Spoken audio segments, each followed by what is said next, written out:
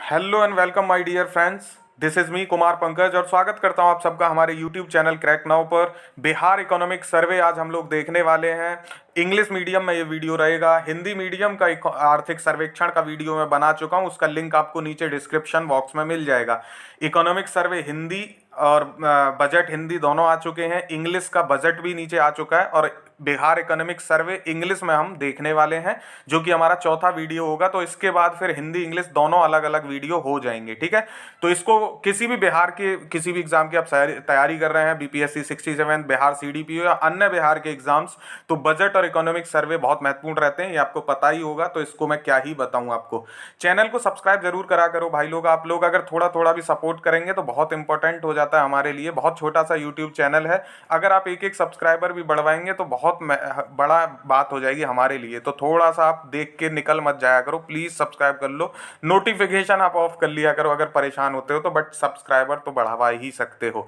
तो चलिए शुरू करते हैं। Tarkishore Prasad presented the state's 16th economic survey 2021-22। तो ये बहुत इंपॉर्टेंट है। एक तो आपको पता होना चाहिए इसका नंबर कौन सा है। तो 16th इकोनॉमिक सर्वे है ये 21-22 के लिए, विच इज वेरी इंपॉर्टेंट। आपको इकोनॉमिक सर्वे पता होगा क्या होता है। ये डॉक्यूमेंट होता है giving insight into A state economy based on performance of government. तो ये लास्ट ईयर का असेसमेंट होता है, यानी 2021-22 का अगर हम देख रहे हैं तो इसमें जो आंकड़े होंगे वो 2020-21 के होंगे। 2020-21 का असेसमेंट होगा कि गवर्नमेंट ने क्या उसमें उपलब्धियां हासिल की हैं, ठीक है। 22-21 में आपको पता होगा ये लास्ट ईयर का डाटा होता है इकोनॉमिक सर्वे, और आने वाले ईयर का जो एस्टीमेट होता है वो होता है बजट। तो ये आपका कॉन्सेप्ट क्लियर होगा, मुझे ऐसा लगता है, ऐसा मैं सोचता हूं, ठीक है। तो 16th इकोनॉमिक सर्वे 21-22 आज हम देख रहे हैं। Tarkishore Prasad presented this economic survey and वो वहाँ के deputy chief minister cum finance minister हैं, तो दोनों पोस्ट वो संभालते हैं, ये आपको पता होना चाहिए। तो जो मैंने आपको बता दिया ये क्या है, स्टेट की परफॉर्मेंस का एक डाटा देता है। इसमें हम टोटल एक्सपेंडिचर की अगर हम बात करें कि कितना बड़ा है फॉर फाइनेंशियल ईयर 2021 के लिए, तो वो 13.4% था, ये आपको पता होना चाहिए। तो जो बढ़ गया है अगर हम फिजिकल ईयर 19-20 की बात करें तो उससे इसमें इंक्रीमेंट हुआ है। तो टोटल एक्सपेंडिचर रोज बाई 13.4%, ये आपको याद रखना है, which is very important for exam point of view, ठीक है। तो याद रखना है आपको, जो जो चीज़ें रेड की हुई हैं उनको आप याद रखिएगा। टोटल एक्सपेंडिचर कितने का इंक्रीमेंट हुआ है, 13.4% का इंक्रीमेंट हुआ है इसमें, ठीक है, in comparison of physical year 19-20, क्योंकि हम बात किसकी कर रहे हैं, 2021 का यहाँ पे हम देख रहे हैं डेटा, ठीक है। अगर हम इसमें बात करें, स्टैंडिंग एट 1.65 लाख करोड़ पे ये खड़ा है, जिसमें बजट का आउटले कितना था, 2.11 लाख करोड़ का था। तो ये भी आपको याद रखना है, हालांकि पूछेगा नहीं, बस आपसे यहाँ परसेंटेज जरूर पूछेगा, तो वो आपको याद रखना है। 13.4% का इंक्रीमेंट हुआ इसमें। अगर हम टोटल इनका एक्सपेंडिचर की बात करें तो जनरल सर्विसेज में 11.1% यानी 11.1, सोशल सर्विस की बात करें तो 10.4%, और इकोनॉमिक सर्विसेज की बात करें तो 10.8% रेस्पेक्टिवली इसमें बढ़ा है, इंक्रीमेंट हुआ है ये तीनों सर्विसेज में। तो ये भी ध्यान रखिएगा किस में कितना इंक्रीमेंट हुआ है। 2020-21 की बात कर रहे हैं हम, 2021 की। तो इसमें 11.1% जो बढ़ा है वो जनरल सर्विसेज में, सोशल सर्विसेज में बढ़ा है 10.4%, और इकोनॉमिक सर्विसेज में बढ़ा है 10.8%, ठीक है। ये याद रखना है। इन कंपैरिजन ऑफ 19-20 हम ये देख रहे हैं, क्योंकि ये कब का है, तो 2021 का डेटा है जो 21-22 में है। ये आपको पता है, मैं बता चुका हूँ, प्रीवियस ईयर के बेसिस पे होता है, ठीक है। According to the economic survey अगर हम बात करें जीएसडीपी की, यानी ग्रॉस स्टेट डोमेस्टिक प्रोडक्ट की, तो इसमें कितना ग्रो हुआ है, तो 2.5% से ग्रो हुई है, 2.5% याद रखना है, विच इज वेरी इंपॉर्टेंट। 2021 में कितना, 2.5%, ठीक है। ये याद रखना है आपको, ग्रॉस स्टेट डोमेस्टिक प्रोडक्ट, और इस पे बहुत ज़्यादा गवर्नमेंट ने इसको हाईलाइट किया है, बिकॉज अगर हम 2021 में अगर हम इंडिया का एक उस समय ग्रोथ देखें तो इंडिया माइनस में घूम रहा था उस समय, और इंडिया की -7.5 थी, और बिहार ने पॉजिटिव ग्रोथ दिखाई है 2.5% की। तो जहां इंडिया माइनस में चल रहा था 7.5, वहां बिहार जैसे स्टेट का 2.5% प्लस में जाना, which is quite remarkable growth. तो ये आपको याद रखना है, हो सकता है यहाँ से क्वेश्चन पूछ ले। 2.5% की ग्रोथ हुई है अकॉर्डिंग टू आर्थिक सर्वेक्षण या इकोनॉमिक सर्वे। ठीक है, ये याद रखना, बजट और इकोनॉमिक सर्वे का डाटा एक दूसरे में मिक्स मत कर देना, कंफ्यूज मत हो जाना। ठीक है, पर कैपिटा इनकम की बात करें तो 50,555 रुपीज है। तो आप इसको ऐसे याद रख सकते हैं 5555 यानी 555 ड्यूरिंग 2021। और ये किस पे है? करंट मार्केट प्राइस पे है, तो ये याद रखना है आपको। वहीं अगर इंडिया की हम बात करें तो 86,659 रही इंडिया की per capita income is market price. तो ये याद रखना है, कांस्टेंट प्राइस और मार्केट प्राइस दोनों पे पूछता है। अभी हम हाईलाइट देख रहे हैं सिर्फ इकोनॉमिक सर्वे की, डिटेल में देखेंगे तो वहाँ कांस्टेंट प्राइस भी मैं आपको बताऊंगा। मार्केट प्राइस आप यहीं याद कर लीजिए, डाटा मैंने थोड़ा थोड़ा करके दिया है ताकि डाटा दिमाग में जा पाए। धीरे धीरे अगर ज़्यादा सादा डाटा एक साथ दे दूंगा तो कन्फ्यूजन हो सकती है। तो ये मार्केट प्राइस पे है पर कैपिटा इनकम बिहार की 50,555, और वहीं अगर मार्केट प्राइस पे इंडिया का टोटल देखें तो 86,659 होता है ड्यूरिंग फिस्कल ईयर 2021। ठीक है, ये याद रखना है आपको। पर कैपिटा इनकम से भी क्वेश्चन बनता है बिहार में, पिछली बार के पेपर में बना था ये। ड्यूरिंग द लास्ट 5 ईयर की अगर हम बात करें 16-17 से 2021, तो बिहार ने ग्रो किया है highest rate of 2.3% in primary sector, 4.8% in secondary sector and 8.5% in tertiary sector. ये भी पूछ लेता है 5 ईयर का डेटा क्युमुलेटिव डाटा से क्वेश्चन बहुत कम चांसेस होते हैं कि बिहार जैसे स्टेट में बने, बट हो सकता है कि अगर पेपर थोड़ा डिफिकल्ट बनाना हुआ तो पूछ भी सकता है। तो याद रखिएगा, लास्ट 5 ईयर की अगर हम बात करें तो प्राइमरी सेक्टर की ग्रोथ हुई है 2.3%, और ये सेकेंडरी सेक्टर की हुई है 4.8%, और टर्सरी सेक्टर की है 8.5%। ठीक है, तो ये ध्यान रखिएगा, 2.3, 4.8 एंड 8.5 लास्ट 5 ईयर के डेटा की ये बात हुई है। अगर हम एग्रीकल्चर एंड एलाइड सेक्टर्स की बात करें तो इसमें 2.1% की ग्रोथ हुई है इन लास्ट 5 ईयर। सिर्फ एग्रीकल्चर एंड एलाइड सेक्टर्स की बात करें तो लास्ट 5 ईयर में, प्राइमरी सेक्टर की बात नहीं हो रही है, यहाँ एग्रीकल्चर एंड एलाइड सेक्टर्स की बात हो रही है, 2.1%। तो ये ध्यान रखना है, दोनों बातें अलग अलग हैं। वो प्राइमरी सेक्टर है, उसमें और भी चीज़ें आती हैं, नेचुरल गैस वगैरह, पर यहाँ एग्रीकल्चर एंड एलाइड सेक्टर्स की बात हो रही है जिसमें ग्रोथ हुई है 2.1% की। ठीक है, ये याद रखना है आपको, ऐसे करके भी पूछ सकता है। ठीक है, The total expenditure of the state government in 2021 increased by 13.4%। ठीक है, ये याद रखना है, ये हम पहले भी अभी देख चुके हैं। तो एक्सपेंडिचर में ग्रोथ कितना हुआ है? 13.4%। इसको याद रखिएगा, पूछ सकता है सीधे सीधे। 13.4% का ये डेटा आपको याद होना चाहिए। अगर हम इसमें बात करें अमाउंट में तो 1,65,696 करोड़ रुपए था। ठीक है, टोटल एक्सपेंडिचर की बात कर रहे हैं, अमाउंट में कितना था? 1,65,696। ये याद होना चाहिए आपको डेटा, 165,696। और अगर हम इसमें बात करें कैपिटल एक्सपेंडिचर की तो वो 26,203 रुपीज़ था। अगर हम बात करें इसमें रेवेन्यू एक्सपेंडिचर की तो वो 1,39,493 था।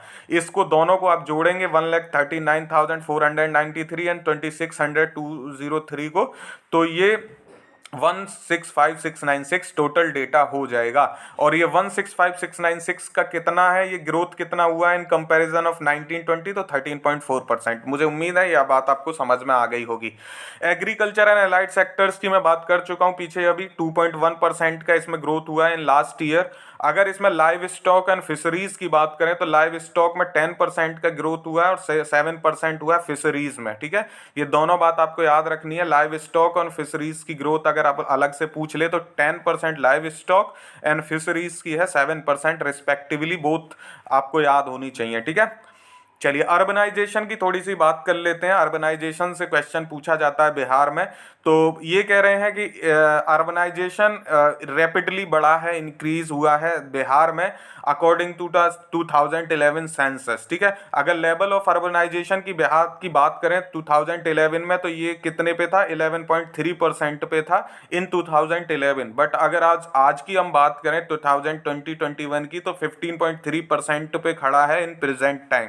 तो इसमें आप देख सकते हैं सीधा सीधा 4% की ग्रोथ हुई है अर्बनाइजेशन में इन लास्ट 10 ईयर्स। ठीक है, तो ये इंपॉर्टेंट है, ये आपको याद रखना है। 10 भी नहीं, 9 ईयर्स आप बेसिकली बोलेंगे क्योंकि ये 2021 का ही डेटा है, तो आप ऐसे भी इसको याद रख सकते हैं। 9-10 ईयर्स में 4% की इंक्रीमेंट हुआ है अर्बनाइजेशन में, ये याद रखिएगा। ठीक है, in the year 2011 Bihar had only 3.1% of the total urban population। ये यहाँ पे कह रहा है कि 2011 में कितनी थी, 3.1% ऑफ टोटल अर्बन पॉपुलेशन थी, और अब इसमें 4% का इंक्रीमेंट हो गया है, तो आप इसको लगा ही सकते हैं।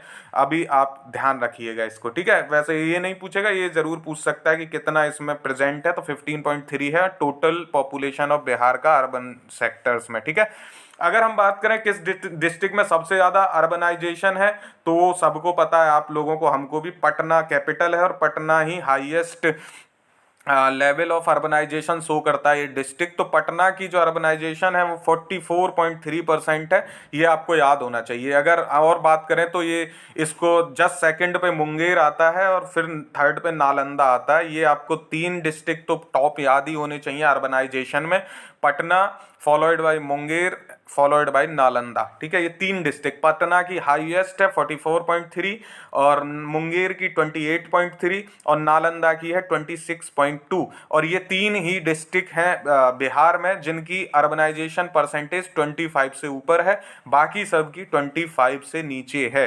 तो ये 3 बातें आपको याद रखनी है, पटना टॉप पे है, मुंगेर सेकंड पे, नालंदा थर्ड पे है, और ये 3 ही डिस्ट्रिक्ट हैं जिनकी अर्बनाइजेशन 25% से ज़्यादा है, और किसी की भी अर्बनाइजेशन 50% के आसपास नहीं है। 44.3 पटना की है जो कि मैक्सिमम है बिहार में अर्बनाइजेशन। ठीक है, इतनी बात याद रहेगी। अगर हम पर कैपिटा इनकम की भी बात करें डिस्ट्रिक्ट वाइज, जो कि पूछता ही है बिहार में, तो पटना डिस्ट्रिक्ट टॉप किया है in terms of per capita income. अगर हम पटना की पर कैपिटा इनकम देखें तो ये है 1,31,000। ठीक है, ये आप मोटा मोटा याद रखिए, 1.31 आपको याद रखना है, 1,31,000 है पटना की पर कैपिटा इनकम। ठीक है, पर कैपिटा इनकम आप जानते ही होंगे, मुझे ऐसा उम्मीद है। नहीं पता है तो इकोनॉमी की वीडियो मैं बना रहा हूँ, वहाँ पे आप देख सकते हैं प्लेलिस्ट में जाके, वहाँ सारी चीज़ें मैं डिस्कस कर चुका हूँ ऑलरेडी। ठीक है, तो Patna district tops in terms of per capita income, followed by Begusarai यहाँ पे सेकंड है, और थर्ड की अगर बात करें तो मुंगेर है। ठीक है, ये आपको याद रखना है। अर्बनाइजेशन में भी मुंगेर सेकंड पे है, लेकिन यहाँ इसमें पर कैपिटा इनकम में थर्ड पे है, जबकि बेगूसराय सेकंड पे है। बेगूसराय की जो पर कैपिटा इनकम है वो 51,400 के आसपास है, और मुंगेर की 44,300 है। ठीक है, तो ये आपको याद रखना है। पटना तो आपको याद होना ही चाहिए दोनों जगह, पटना, और अगर 3 याद कर लेंगे तो well and good. Patna, Munger, Nalanda urbanisation में, पटना, बेगूसराय और मुंगेर हैं आपके पर कैपिटा इनकम में। ठीक है, बाकी मैंने और भी डिस्ट्रिक्ट दिए हैं, आप उनको देखना चाहें तो पीपीटी से देख लीजिएगा, पीडीएफ में। लो पर कैपिटा इनकम भी की बात करें, सबसे कम कहाँ की है, तो शिवहर की है, और शिवहर सबसे नीचे ही रहता है, 19.6,000। लास्ट ईयर भी शिवहर ही सबसे नीचे था लो पर कैपिटा इनकम के मामले में, 19,600 ओनली पर कैपिटा इनकम है शिवहर की। अररिया इसके जस्ट ऊपर है, तो सबसे नीचे शिवहर है, फिर अररिया है। अररिया की कितनी है, 20,600, फॉलोड बाई सीतामढ़ी की है 22,100 रुपीज। तो ये नीचे से आपको पता होने चाहिए, सबसे नीचे है आपका शिवहर, ठीक है, SH लिख देता हूं, उसके ऊपर है अररिया और उसके ऊपर है सीतामढ़ी। ठीक है, तो SAS आप याद रख सकते हैं, ये ऊपर नीचे दोनों तरफ से SAS ही बनेगा, शिवहर, फिर उसके बाद अररिया और फिर सीतामढ़ी। ठीक है, तो ये मुझे लगता है कि ये जो पॉइंट थे ये आपको पता ही होने चाहिए, इनसे क्वेश्चन बनता ही है। अब हम थोड़ा सा डिटेल में देखेंगे बैकवर्ड डिस्ट्रिक्ट ऑफ बिहार, जो अभी हमने बात की पर कैपिटा इनकम के मामले में। अगर आप बैकवर्ड डिस्ट्रिक्ट देखें तो हम ये नॉर्थ बिहार साउथ बिहार नहीं देखेंगे, ये अगर आपको डीप में पढ़ना है तो आप PDF से देख लीजिएगा। हम टोटल ओवरऑल बिहार की बात करेंगे। तो पर कैपिटा इनकम में अगर हम टॉप 2 देखें तो पटना और बेगूसराय है, ये हमने देख लिया है। बॉटम 2 की बात करें तो शिवहर और अररिया है। ठीक है, पेट्रोल की अगर हम बात करें तो इसमें पटना और मुजफ्फरपुर है, इधर बांका और शिवहर है, इससे कोई नहीं पूछेगा। सिर्फ आपको यही याद होना चाहिए मेरे हिसाब से, पर कैपिटा इनकम के मामले में ही पूछेगा। स्मॉल सेविंग्स के मामले में ये सब कोई नहीं पूछने वाला है, ये छोड़ दीजिएगा। सिर्फ आप ये पर कैपिटा इनकम वाला याद रखिएगा। बाकी आपको लगता है कि कहीं उल्टा सीधा क्वेश्चन किसी एग्जाम में पूछता है तो पीडीएफ से आप देख लीजिएगा, पीडीएफ में मैंने डाल दिया है। एब्स्ट्रैक्ट अगर हम देखने की कोशिश करें इसकी इकोनॉमिक सर्वे की, तो आप देखेंगे इसमें कि वही बात की गई है कि कोविड-19 के समय जहाँ पूरा देश की अर्थव्यवस्था चरमराई हुई थी, इकोनॉमी डाउन थी, वहीं 13.4% का इंक्रीज दिखाया है इन्होंने टोटल एक्सपेंडिचर में इन 2021। तो इस बात को बहुत हाईलाइट किया है और मैंने ये बात आपको बता दी। सोशल सर्विसेज 11.1, ठीक है। उसके बाद आपका जनरल सर्विसेज में माफ कीजिएगा, जनरल सर्विसेज में 11.1, सोशल सर्विसेज में 10.4 और इकोनॉमिकल सर्विस में आपका जो इकोनॉमिक सर्विस में 10.8% इन्होंने इंक्रीज किया है अपने बजट को। तो ये आपको याद रखना है। वो जो सारी चीज़ें मैं पीछे बता चुका हूँ वही यहाँ पे भी हैं। वही 16596 का डेटा यहाँ दिया हुआ है, 165,696। और इसमें रेवेन्यू एक्सपेंडिचर कितना है 139,493 और कैपिटल एक्सपेंडिचर है 26,203 करोड़ रुपीस में ये सारा अमाउंट है, ये आपको पता ही होगा। कैपिटल रिसिट की अगर हम बात करें तो ये था 1,28,168 करोड़। कैपिटल रिसिट की बात हो रही है यहाँ पे, ये ध्यान रखिएगा। एंड 36,735 जो था आपका ये कैपिटल रिसिप्ट था, माफ कीजिएगा। जो रेवेन्यू रिसिप्ट है वो है 1,28,168 और कैपिटल रिसिप्ट जो है वो 36,735 है। यहाँ पे मैं थोड़ा सा आपको बता देता हूँ, रेवेन्यू रिसिप्ट वो होती हैं जिनसे ना तो आपकी असेट कम होती है ना ही आपकी लायबिलिटी बढ़ती है, ये कहलाता है रेवेन्यू रिसिप्ट। और कैपिटल रिसिप्ट वो होती है जिससे आपकी या तो असेट कम हो जाती है या आपकी लायबिलिटी बढ़ जाती है। तो यहाँ हम कहेंगे कि ऐसा कुछ नहीं होता है रेवेन्यू रिसिप्ट में, ठीक है। ये रेवेन्यू रिसिप्ट है। और अगर हम बात करें कैपिटल रिसिप्ट की तो यहाँ ये दोनों चीजें में से एक हो जाती है। ये मैं आपको इकोनॉमिक सर्वे में बता चुका हूँ, माफ कीजिएगा, मैं बता चुका हूँ आपको सारा जो मैं पढ़ा रहा हूँ इकोनॉमी वहाँ पे, ठीक है। कुछ छूट गया तो मैं पढ़ा ही रहा हूँ इकोनॉमी को, वहाँ आप देख सकते हैं। तो ये आपको याद रखना है। टोटल रिसिप्ट कितनी है तो 1,28,000। ये भाई पूछेगा डाटा तो इसको नोट कर लीजिएगा आप, या पीडीएफ में से नोट कर लीजिएगा जैसे आपको सही लगे।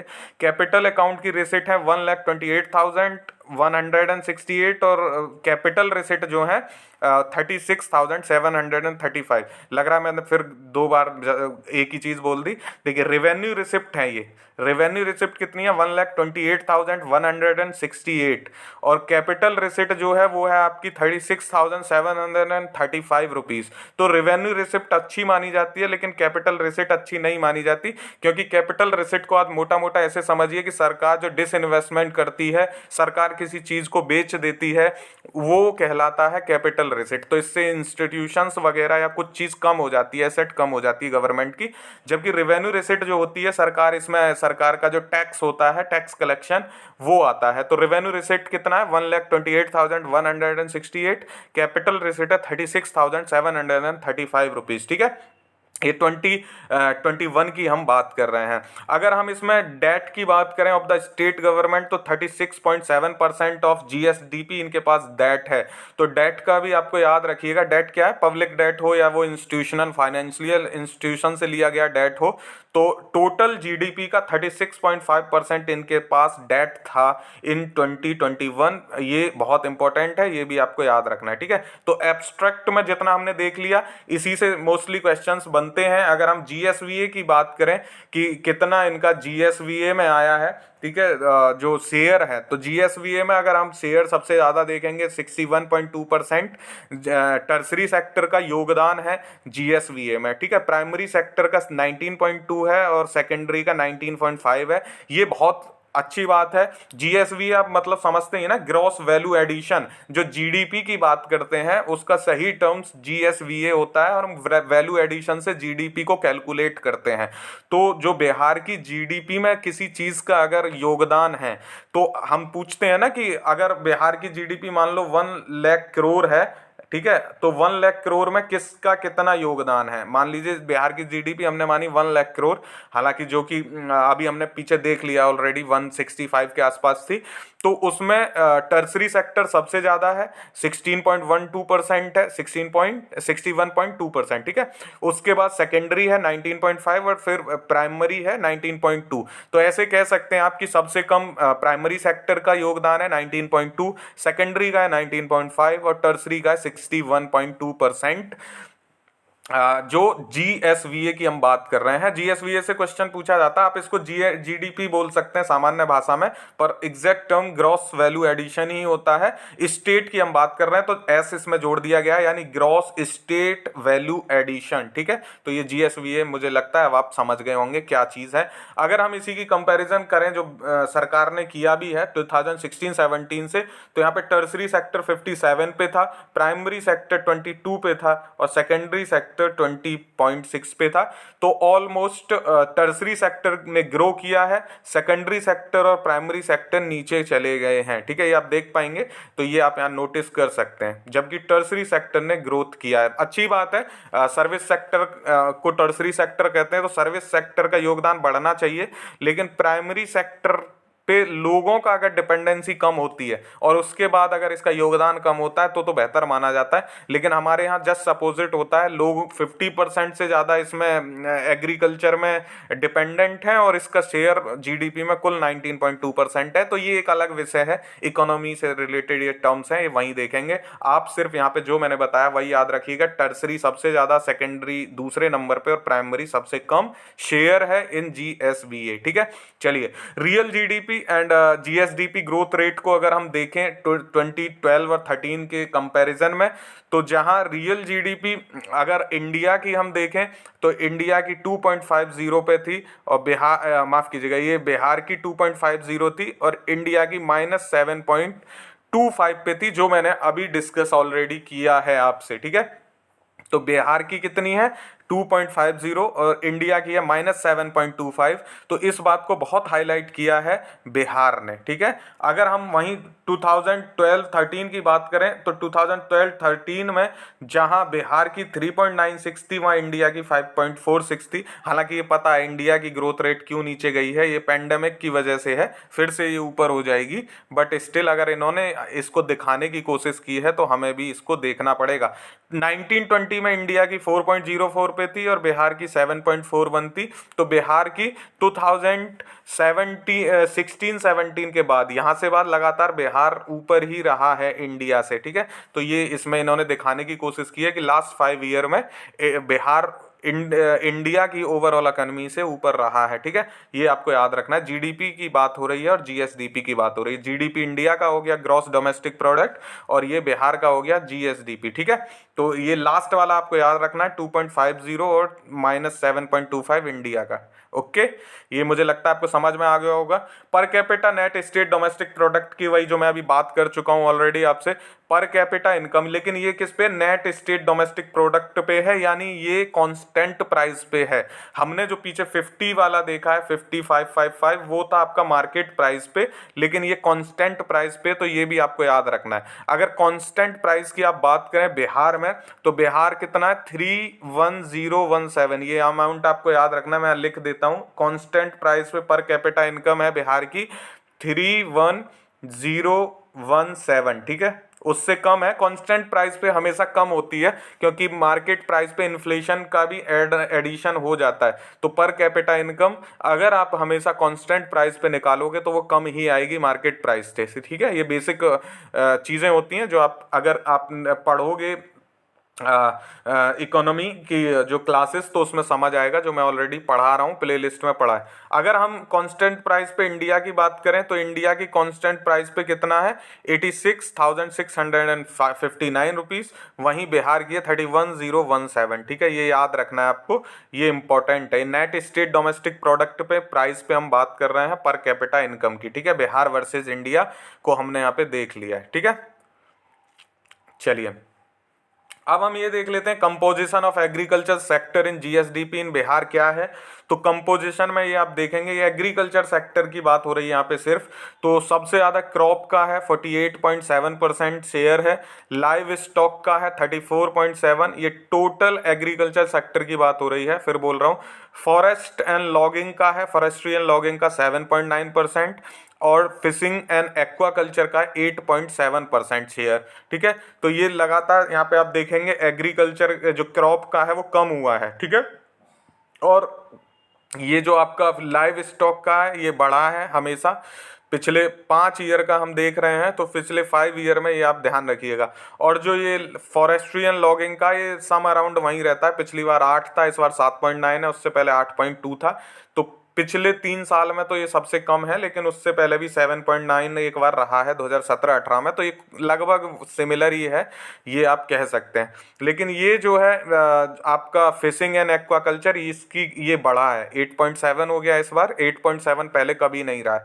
तो ये लगातार बढ़ता गया है, ये कह सकते हैं। सिर्फ एक चीज़ इसमें ऐसी है जिसको हम कह सकते हैं कि थोड़ा सा अलग दिखाती है, वो है आपका फॉरेस्ट्री एंड लॉगिंग, जो कभी कम कभी ज़्यादा होती है। अगर आप क्रॉप को देखें तो ये कम ही होता गया है। ठीक है, और बाकी चीज़ें सारी बढ़ती गई हैं। बस आप इसमें ये ध्यान रखिएगा कि जो फॉरेस्ट्री एंड लॉगिंग है वो पिछले साल से कम हो गई है, उससे पहले साल भी कम रही थी, लेकिन 2017-18 में ये बढ़ गई थी। इतना डीप डाउन नहीं जा क्वेश्चन पूछेगा, बट देखो मैं अगर आपको पढ़ा रहा हूँ तो मेरी कोशिश ये रहती है कि मैं आपके सारे जितने भी कॉन्सेप्ट हैं क्लियर कर दूँ। 2-4 मिनट भले ही लग जाते हैं ज़्यादा, लेकिन उससे कोई फर्क नहीं पड़ता। 2-4 मिनट में आपका भी बहुत कुछ नहीं चला जाएगा और मेरा भी बहुत कुछ नहीं चला जाएगा, बट हो सकता है कि थोड़ी नॉलेज आपको मिल जाए। हो सकता है प्री नहीं तो मेंस में काम आ ही जाएगी। ठीक है, तो land utilisation pattern in Bihar देख लेते हैं। ये भी मेंस का ही बेसिकली है। नेट सोन एरिया है 54.2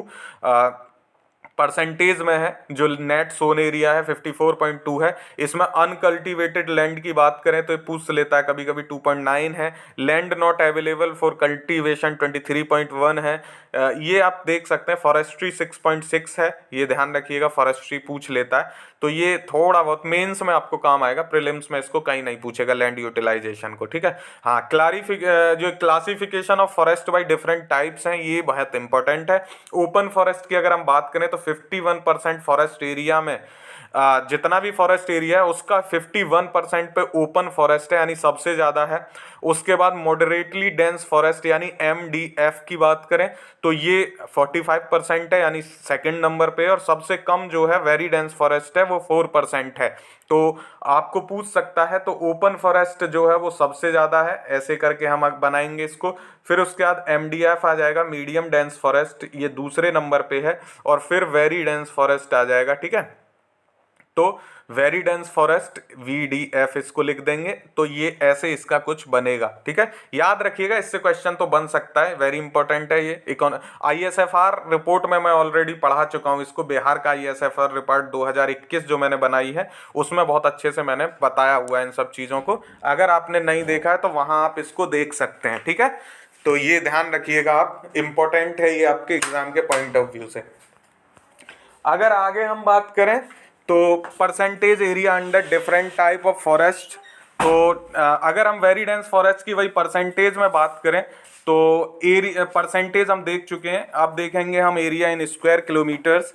तो 2019 में जब VDF यानी वेरी डेंस फॉरेस्ट 333 था, तो इस बार भी वो 333 ही है, बट परसेंटेज के मामले में 0.1 ये कम हो गया, 4.5% हो गया है। ये आपको याद रखना है, वेरी डेंस फॉरेस्ट। ठीक है, अगर हम मॉडरेटली डेंस फॉरेस्ट की बात करें स्क्वायर किलोमीटर में तो ये 3280 था, अभी 3286 हो गया। तो इसमें 6 स्क्वायर किलोमीटर की ग्रोथ हुई है MDF में, यानी मॉडरेटली डेंस फॉरेस्ट में।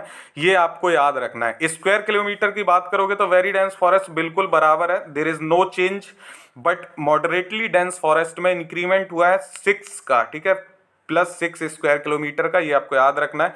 ओपन फॉरेस्ट की बात करें तो 3693 लास्ट ईयर जहां था, अब ये 36762 हो गया है। तो इसमें ग्रोथ हुआ है। ठीक है, ये आपको याद रखना है। परसेंटेज में 50.5 था, 51 हो गया है, ये भी आपको याद रखना है। ठीक है, परसेंटेज वाइज जो मॉडरेटली डेंस फॉरेस्ट था ये भी कम हो गया, पिछली बार 44.9 था लेकिन अब 44.5 है। तो ये भी आपको याद रखना है। इन दोनों में ग्रोथ हुआ है स्क्वायर किलोमीटर में, ठीक है, ओपन फॉरेस्ट में और मॉडरेटली डेंस फॉरेस्ट में। वेरी डेंस फॉरेस्ट सेम है, उसमें कोई चेंजेस नहीं है, बट एक चीज जो आपको ध्यान रखनी है, मॉडरेटली डेंस फॉरेस्ट परसेंटेज में कम हो गया है, लेकिन स्क्वायर किलोमीटर में 6 स्क्वायर किलोमीटर बढ़ा है। ओपन फॉरेस्ट का दोनों में ग्रोथ है, परसेंटेज में भी ग्रोथ है और स्क्वायर किलोमीटर में भी ग्रोथ है। मैं बहुत डीप एनालाइज आपको इसको करवा रहा हूं, अगर आपको लग रहा हो तो सर के ऊपर से मत जाने देना, क्योंकि क्वेश्चन भाई कुछ भी पूछ सकता है। इस बार बिहार में सीट्स अच्छी हैं तो हो सकता है क्वेश्चन डिफिकल्ट बना दे, ठीक है। टोटल की अगर बात करेंगे तो 7306 जहां पहले था, अब ये 7381 हो गया है, तो इसमें भी इंक्रीमेंट हुआ है। और ये तो बड़ा सा आप देख सकते हैं 75 के आसपास ये ग्रोथ हुआ है, 75 स्क्वायर किलोमीटर का, ठीक है, टोटल एवरेज में। चलिए वाइल्ड लाइफ सेंचुरी की बात करते हैं। वाइल्ड लाइफ सेंचुरी का बिहार के इस इकोनॉमिक सर्वे में बात की गई है, 4 वाइल्ड लाइफ सेंचुरी की। यहाँ पे मैं आपको ये नहीं बताऊंगा कि इसमें क्या क्या डिस्कस किया है, बस आपको ये याद रखना है कि हो सकता है इन वाइल्ड लाइफ सेंचुरी से क्वेश्चन अब बन जाए। तो वाल्मीकि वाइल्ड लाइफ सेंचुरी को आपको याद रखना है, जो कि सिचुएटेड है वेस्ट चंपारण में। Bhimbandh wildlife sanctuary Munger में है। Udaipur wildlife sanctuary West Champaran और बेतिया वाले एरिया में है। और Kaimur wildlife sanctuary Kaimur and Rohtas में है, मोस्टली कैमूर में है, बट रोहतास में भी थोड़ी बहुत आती है। तो कैमूर वाइल्ड लाइफ सेंचुरी सबसे बड़ी है, इनमें 1784 स्क्वायर किलोमीटर एरिया में है। और उसके बाद भीम बांध है, माफ कीजिएगा, वाल्मीकि है 898 में, फिर थर्ड वन है भीम बांध। सबसे छोटी उदयपुर वाइल्ड लाइफ सेंचुरी है जो 8.87 में है। तो हो सकता है आपसे पूछ ले कौन सी वाइल्ड लाइफ सेंचुरी कहाँ पे अवस्थित है, कहाँ पे सिचुएटेड है, तो ऐसा करके इनसे क्वेश्चन बनाया जा सकता है, क्योंकि बात सर्वे में इनकी की गई है। सर्वे में जो बात की गई वो स्पीसीज के बारे में बात की गई थी कि कौन सी स्पीसीज कहाँ पे है और उसमें क्या नंबर ऑफ टाइप्स हैं। तो वो आपसे तो नहीं पूछेगा, बट आपसे पूछ सकता है कौन सी सबसे बड़ी है या कहाँ पे अवस्थित है कौन सी वाइल्ड लाइफ सेंचुरी। तो ये आपको याद रखना है, मुझे लगा कि आपके साथ डिस्कस कर देना चाहिए। कंपोजिशन ऑफ एग्रीकल्चर में डिस्कस कर चुका हूँ। Capital account of Bihar government, ये आप देख लीजिए। Capital account of Bihar government की अगर आप देखेंगे तो कैपिटल रिसिट जो है वो ये आप यहाँ पे देख पाएंगे। मैं ऑलरेडी 36 के आसपास आपको बता चुका हूँ। कैपिटल आउटले जो है वो कम है और कैपिटल एक्सपेंडिचर जो हुआ है वो बिल्कुल मीडियम में है, बीच में। यानी आप इसमें ये देख सकते हैं कि कैपिटल रिसिट ज़्यादा है और कैपिटल एक्सपेंडिचर कम किया है लास्ट ईयर में, बट इस साल जो बजट है उसमें आप देखेंगे तो कैपिटल एक्सपेंडिचर को बढ़ा दिया है बिहार सरकार ने, जो कि अच्छी बात है, ठीक है। इसमें आप बस थोड़ा सा ग्राफ मैंने दिखाने की कोशिश की है और इसमें ऐसा कुछ आपको जानने के लिए है नहीं, ठीक है। तो ये आप यहाँ पे रेवेन्यू अकाउंट भी सेम देखेंगे। रेवेन्यू अकाउंट में टोटल एक्सपेंडिचर इसमें ज़्यादा है रेवेन्यू में, ठीक है। रिसिट जो है वो रेवेन्यू अकाउंट की कम है। ये तो लगभग सिमिलर ही है। यहाँ पे आप 20-21 वाला ही डेटा देखेंगे तो ये जो रेवेन्यू रिसिट है ये कम है और रेवेन्यू अकाउंट पे जो है वो पैसा खर्च हुआ है। अब भाई देखो होगा ही, क्योंकि पेंडेमिक का समय चल रहा था कोविड का, तो ये चीज़ें तो देखने को मिलेंगी ही, इसमें कोई ऐसा इफ एंड बट वाली चीज़ें हैं नहीं। अब आ जाते हैं वही अपने डेटा पे, जो इकोनॉमी का सबसे बेस्ट पोर्शन होता है सर्वे या बजट में। तो ग्रॉस स्टेट डोमेस्टिक प्रोडक्ट मैं ऑलरेडी आपको बता चुका हूँ। इसमें कांस्टेंट प्राइस पे अगर आप देखेंगे तो 419883 है, 618628 जो है वो करंट प्राइस पे। ये नहीं पूछेगा आपसे जो यहाँ पे देखना है पर कैपिटा इनकम देखना है, which is very important for point of exam point of view. तो एट कांस्टेंट प्राइस अगर हम बात करें तो 34,314 रुपीज़ है इन 2021 के Q1 में।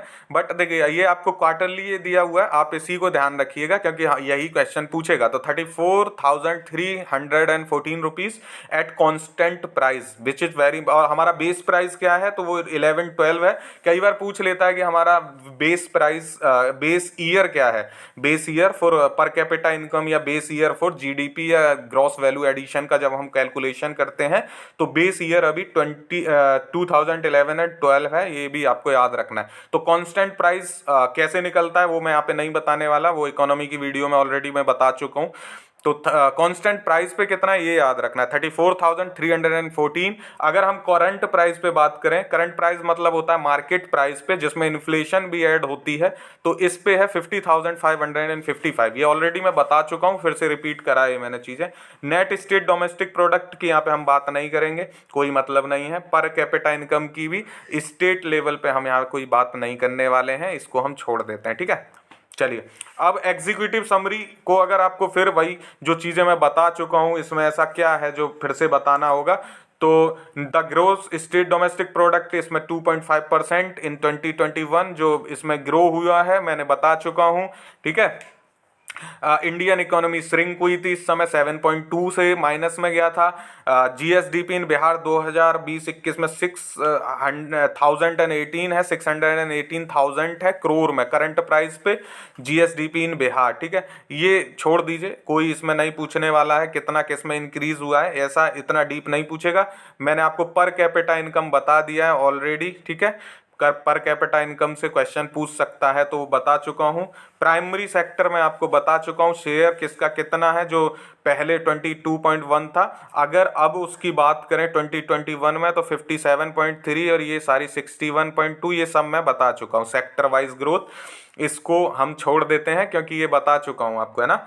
पटना की ये आपको मैं बता चुका हूँ अर्बनाइजेशन और पर कैपिटा इनकम के बारे में, तो ये भी कोई बड़ी बात नहीं है। इन्फ्लेशन रेट जो है ये आप याद रखिएगा, सितंबर 2021 में 2.8 के आसपास था। ये इम्पोर्टेंट है, ठीक है। ये पूछ सकता है आपसे इन्फ्लेशन रेट कितना है, तो 2.8 है। अगर आप इसमें अर्बन का परसेंटेज निकालेंगे तो 4.9 निकलेगा इन्फ्लेशन का, और रूरल का निकलेगा 3.1, माफ़ कीजिएगा, जो 2.8 है ये आपका रूरल का है और अर्बन का 4.9 है, और ओवरऑल जो है 3.1 है। तो टोटल इन्फ्लेशन इन बिहार कितना है, 3.1 है, ये आपको याद रखना है। ओवरऑल इन्फ्लेशन रेट अगर इसमें आप रूरल एरिया की देखोगे तो 2.8 है और 4.9 जो है वो अर्बन एरिया का है। ओवरऑल 3.1 है। ये क्या है आपका इन्फ्लेशन रेट। इन्फ्लेशन रेट पूछ सकता है आपसे, तो ये भी आपको याद रखना है, ठीक है।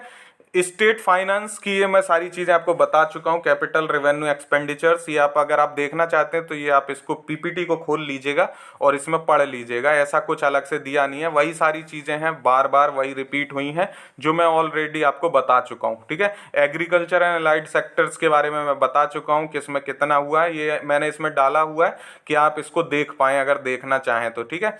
इंटरप्राइज सेक्टर में भी आप ये देख सकते हैं, पीडीएफ में आप पढ़ लीजिएगा, बहुत डीप पढ़ना है तो मैं आपको वही बताऊंगा जो मुझे लगता है कि इम्पोर्टेंट है, ठीक है।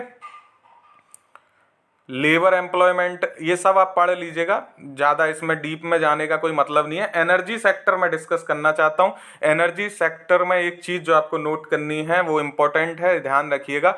इसमें 72.4% की ग्रोथ हुई है इन लास्ट 6 ईयर्स, ठीक है। ये इन्होंने इस बात को किया था, यानी जहाँ 2014-15 में जो कंजप्शन ऑफ एनर्जी था वो 203 था, वो अब बढ़ के 2021 में कितना हो गया, 350 किलोवाट हो गया है एनर्जी कंजप्शन इन बिहार।